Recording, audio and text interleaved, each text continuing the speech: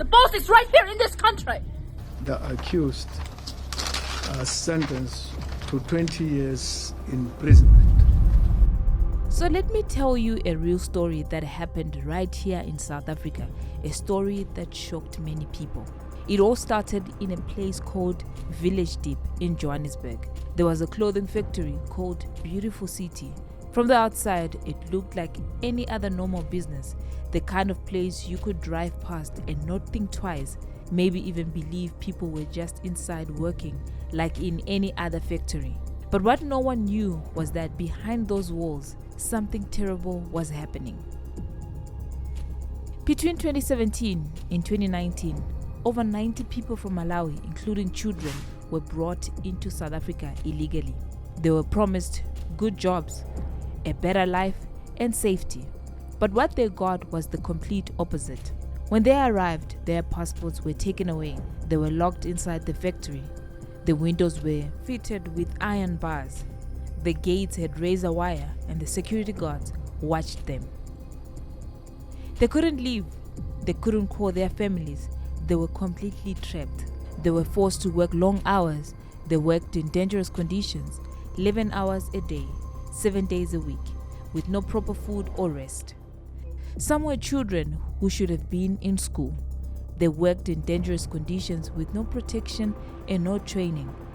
This terrible situation only came to light in November of 2019 when the police, together with other government departments, raided the factory. The police only discovered the factory after receiving tips from people who were worried about what was happening inside. Some workers managed to secretly send messages to their families or to the community members asking for help. Those messages raised alarms and the police began investigating. They checked out the area, spoke to the locals, and eventually decided to raid the factory in November of 2019. When they got inside, what they found shocked them. People living in crowded, dirty rooms without proper toilets, food, or even beds. It was clear it was modern-day slavery. 7 Chinese nationals were arrested. They were the owners and the managers of the factory. Their case went to court. The evidence was strong. Workers gave heartbreaking testimony about how they were lied to, abused, and forced to work like machines. Children spoke about being separated from their families and being treated like prisoners. In February of 2025, the court found all 7 Chinese nationals guilty of human trafficking, forced labor, breaking immigration laws, and using child labor. And finally, in September of 2025, the judge gave them their sentence, 20 years in prison. The judge said what they did was cruel and inhuman. He said South Africa would not tolerate people being treated like slaves, especially children. Their company, Beauty City, was also fined 300,000.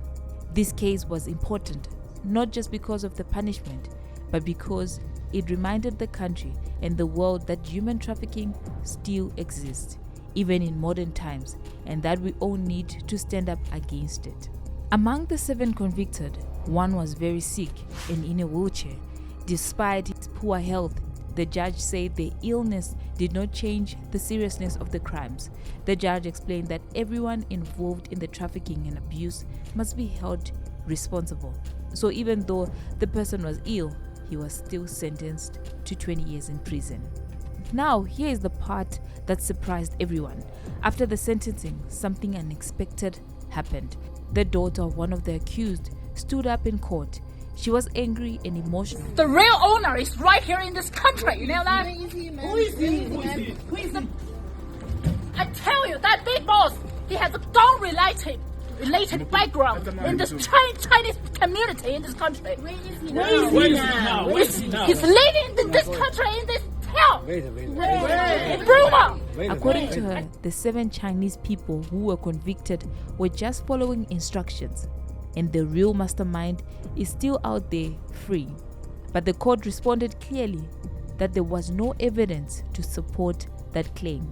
The people who were arrested were the ones running the factory, and they were the ones found responsible for the crimes. Still, her words left many wondering, was someone behind all of this? Did justice reach everyone involved? This is not just a story about foreigners doing something wrong. It's a story about human dignity, about people who were exploited, and about a country saying no more. Let's never close our eyes when we see others suffering, because slavery didn't end with history books. It's still happening, and it's up to all of us to stop it. That's all that we have for today. Until the next time, please do not forget to comment, like, share, and subscribe to our channel.